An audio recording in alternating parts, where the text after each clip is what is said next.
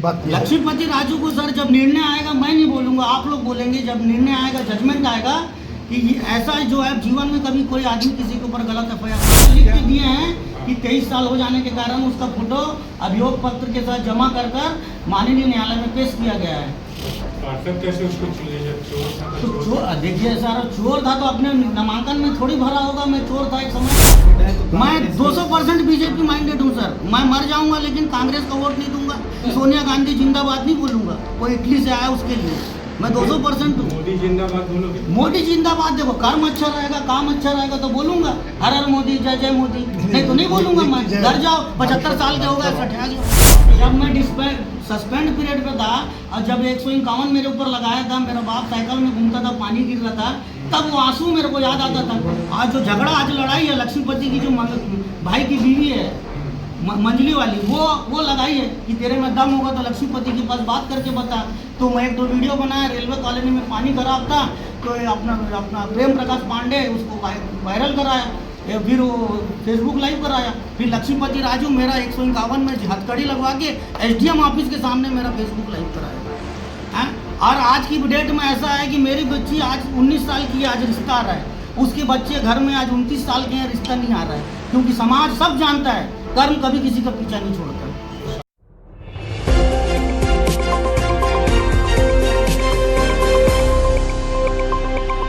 आज हम आपको दिखाने जा रहे हैं कि किस प्रकार से कोई किस हद तक राजनीति का शिकार हो सकता है कि किस प्रकार से किसी को कितना ज़्यादा प्रताड़ित किया जा सकता है। आज हमारे साथ हैं बी नागेश्वर जी।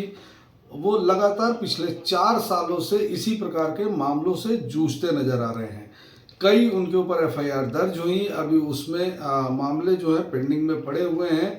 तो किस तरीके से पूरा मामला है, जबकि वो बाहर क्षेत्र में है और उसके बावजूद लगातार वो प्रताड़ित किस प्रकार हैं, जो उनकी पोस्टिंग को लेकर भी है उसमें भी राजनीति है। तो हम आज हमारे साथ मौजूद हैं बी नागेश्वर जी। हम जानेंगे कि किस प्रकार से ये पूरी घटना है, उस पर चर्चा करेंगे। दर्शकों को, मेरा नाम बी नागेश्वर राव है।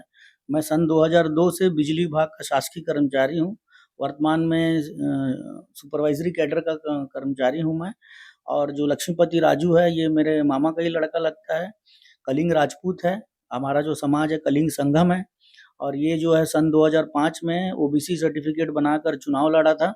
तो मैं भी सोचा था कि मैं भी उस ओबीसी के आधार पर मैं भी अपना ओबीसी बनवा लूँ, जिससे मेरा भी नियुक्ति और पदोन्नति में मेरा भी आरक्षण का लाभ मिले और मेरे बच्चों को भी इस चीज़ के लिए लाभान्वित हो सके। किंतु इसके तहत ये पूर्वाग्रह से ग्रसित होकर मेरे ऊपर अनेक प्रकार से, नाना प्रकार से फर्जी और फॉल्स और मनगढ़ंत एफआईआर कराना चालू किया।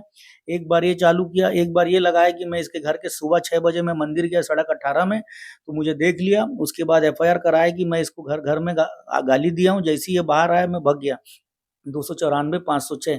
उसके बाद दुष्यंत लहरे के द्वारा मुझे बुलाया गया कि स्टेटमेंट रिकॉर्ड करना है।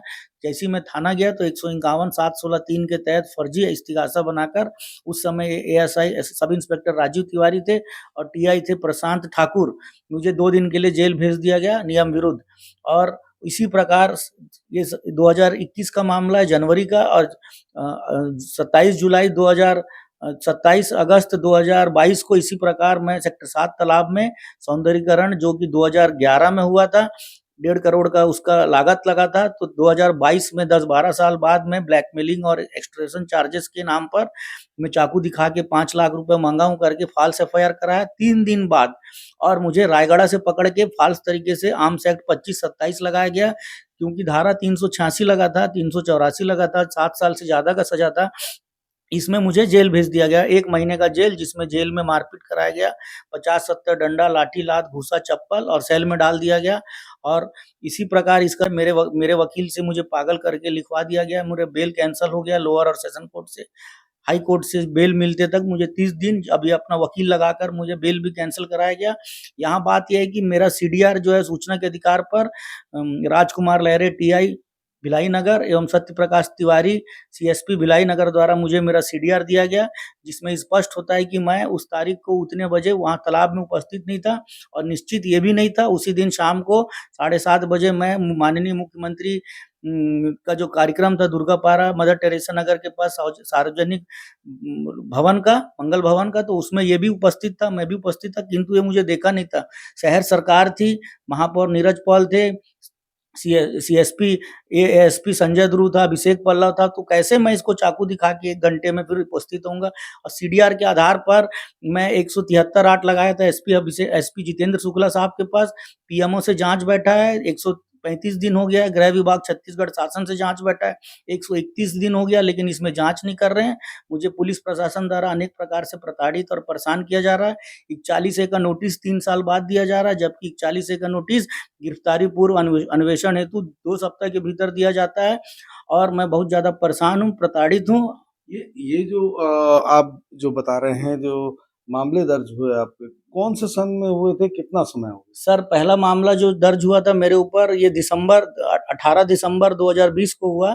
उसके बाद जनवरी 2021 को हुआ। इसी प्रकार चलते-चलते लास्ट जो 5वां जो एफआईआर है वो 30 अगस्त 2022 को हुआ सर। टोटल लक्ष्मीपति राजू मेरे ऊपर 5 एफआईआर दर्ज कराया है अपने द्वारा एवं अपने निजी पंप ऑपरेटर, प्राइवेट निजी पंप ऑपरेटर और सुपरवाइजरों के द्वारा। और इसमें 3 बार जेल भिजवाया गया है। 151 716(3) के तहत गवर्नमेंट एम्प्लॉय होने के बावजूद 2 दिन, और 354 452 लगाकर फॉल्स लगवाकर 5 दिन, और जो 384 386 आर्म्स एक्ट लगाकर 30 दिन, जिसमें इस्तिगासा गलत बनाने के कारण और आर्म्स एक्ट लगाने के कारण आईपीसी 167 के तहत पुलिस का टर्मिनेट होना और जेल जाना निश्चित है। पुलिस अपने अधीनस्थ अफसरों को बचा रही है।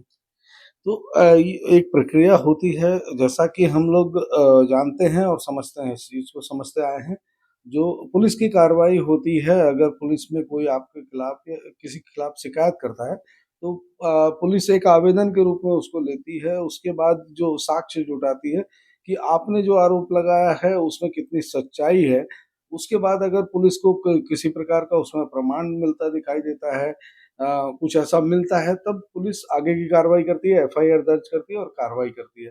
तो क्या पुलिस के पास जो आपके खिलाफ एफआईआर दर्ज हुए, उसमें क्या किसी भी प्रकार का ऐसा साक्ष्य मिला जिससे ये प्रमाणित होता है कि जो उन्होंने आरोप लगाया है उसमें कुछ सच्चाई है? सर, टेक्निकली ऐसा कोई साक्ष्य नहीं है, लेकिन ये लक्ष्मीपति राजू जिसको मैं पार्षद का टिकट दूंगा, महापौर बनूंगा, तो ऐसे कुछ लोगों को गवाह बनाया है। और जो गवाह भी आप इंतजार कर रहे हैं कि किसी जैसी हमारा नंबर आएगा, हम मुकर जाएंगे और सच बचाएंगे, पहली बात। दूसरी, इस चलते कोई भी एफआईआर कैसा भी मेरे खिलाफ डायरेक्ट, मैं गवर्नमेंट एम्प्लॉय, शासकीय कर्मचारी होने के बावजूद मुझे हिस्ट्री सीटर साबित करने के लिए तड़तड़ाते हुए 5 एफआईआर कराया गया। मेरी बाप दादाओं का इज्जत मट्टी मलिन कर दिया गया सर। तो अभी अभी ये जो मामले दर्ज हुए थे उसमें किसी प्रकार का निराकरण हुआ है? वो अभी कहाँ तक पहुँचा है मामला? उसमें क्या हो रहा है कुछ? सर देखिए, जो अभी मैं जैसे आपके ऑफिस में बैठा हूँ, तो मेरा मोबाइल मेरे हाथ में है, तो इसमें सीडीआर निकलता है। सीडीआर में कॉल्ड डिटेल्स रिकॉर्ड, तो इसमें क्या location at the time of crime निकलता है। तो उस हिसाब से location at the time of crime के हिसाब से इनका खात्मा होना था एफआईआर का, क्योंकि पुलिस आर्म्स एक्ट लगा के फंस गई है। इसी कारण पुलिस जो 173(8) के तहत फर्दर इन्वेस्टिगेशन ना करते हुए 2 साल का सीडीआर मिलता है सर। पहले 1 साल का था, ट्राई के हिसाब से 2 साल हो जाने के बाद हमको सीडीआर देना ना पड़े। आज अच्छे वकीलों को सीडीआर एनालिसिस नहीं आता। अब मैं इतना पढ़ चुका हूँ, सीडीआर एनालिसिस कर चुका हूँ, आज पुलिस का टर्मिनेट होना, जेल जाना निश्चित है। पुलिस अगर भैंस को भालू लिख देगा, तो भैंस को भैंस साबित करने में 10 साल लगता है। मैं संयमित हूँ, धैर्यपूर्वक हूँ और न्याय निश्चित ही लेके रहूंगा सर। तो इस बात को इतना लंबा समय हो गया, आज आपने प्रेस वार्ता ली है, तो इसके पहले क्या कभी आपने प्रयास किया कि मीडिया के माध्यम से इन बातों को उठाया जाना चाहिए? तो आज आप कर रहे हैं, इसके पहले क्यों नहीं किया आपने?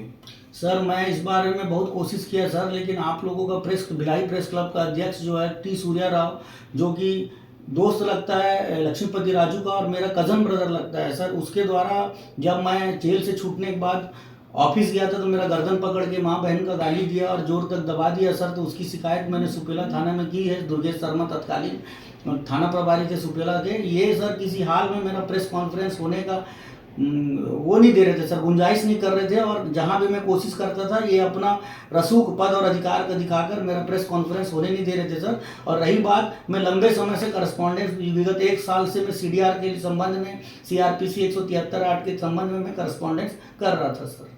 तो ये इस प्रकार का जो अभी चल रहा है आपके साथ, अभी भी अपने जो न्यायालय में मामले चल रहे हैं, तो इसको लेकर कहीं उच्च न्यायालय में किसी प्रकार की आपने गुहार लगाई? सर उच्च न्यायालय में मैं CDR के लिए, CDR के लिए संविधान का धारा अनुच्छेद 226 के तहत गया था, जिसमें माननीय जज जो है वो ये बोल दिया गया था कि ट्रायल में लो, और CDR मुझे RTI के फर्स्ट अपील में मिल गया था। और अभी जो है, क्योंकि CDR मेरे पास है, इसका इलेक्ट्रॉनिक फॉर्म, और ट्राई का जो नोडल अधिकारी है कंपनी का, एयरटेल कंपनी का, वो आके बोलेगा। और मैं कोर्ट में भी सर 91 CRPC के तहत CDR मांगूंगा, उसके बाद 156(3) के तहत री इन्वेस्टिगेशन, फर्दर इन्वेस्टिगेशन मांगूंगा, उसके बाद 227 के दिन तहत मैं डिस्चार्ज लगाऊंगा सर। तो जो एक न्याय व्यवस्था को लेकर एक व्यक्ति ने फांसी लगा ली थी, उसका अपनी पत्नी के साथ न्यायालय में मामला चल रहा था, अतुल सुहास। जी सर, ठीक है। तो वो एक उस समय जो बातें सामने आई, न्यायालय को लेकर सामने आई, तो न्यायालय का एक स्तर ये भी था कि एक मजिस्ट्रेट के ऊपर बात उठी। यहाँ जो आपके साथ मामला है उसको कैसे देखते हैं? क्या ये भी उससे मिलता जुलता कुछ मामला है? सर मेरा जो जज था 300, उस समय विवेक नेताम सेट कर लिया और मैं पागल हूँ करके लिखवा दिया सर, और विवेक नेताम उसी आधार पर मेरा बेल एप्लीकेशन कैंसिल कर दिया। सर मैं आपको बताना चाहूँगा, ये कोर्ट चढ़ना और गधा चढ़ना एक बराबर है सर। भारतीय न्याय व्यवस्था बहुत ही निम्न स्तरहीन है सर। इसमें न्याय पाने के लिए बहुत ही जूझना पड़ता है। लेकिन ऐसा है सर कि भारत का कॉन्स्टिट्यूशन अच्छा है, दो धारी तलवार है। जिस प्रकार इंदिरा गांधी जेल गई, क्यों गई? क्योंकि भारत के न्याय व्यवस्था में दम है। इसीलिए मुझे भी आज भी न्याय व्यवस्था पर विश्वास है सर। तो आपने देखा ये किस तरीके से चल रहा है। अगर आप राजनीति में ऊंची पकड़ रखते हैं तो उसके दम पर भी किसी को किस प्रकार से, जो कानून के जानकार होते हैं, वो किस प्रकार से किसी को किस हद तक प्रताड़ित कर सकते हैं, ये नागेश्वर राव जी के बात से समझ में आता है। तो आने वाले समय में हमको देखना होगा क्या कानून व्यवस्था को लेकर जो लगातार सवाल खड़े हो रहे हैं, जैसा कि पिछले मैंने बताया कि जो अतुल सुहास के मामले में जो बातें सामने आई थी, उसके बाद इनकी बात जो सामने आ रही है वो अब एक जांच का विषय बनता है कि इसमें गंभीरता से जांच की जाए। अगर इस प्रकार की बातें हो रही हैं तो कल को ये होगा कि जो कानून व्यवस्था, न्याय व्यवस्था है, उसके ऊपर से एक आम आदमी का भरोसा उठ जाता है।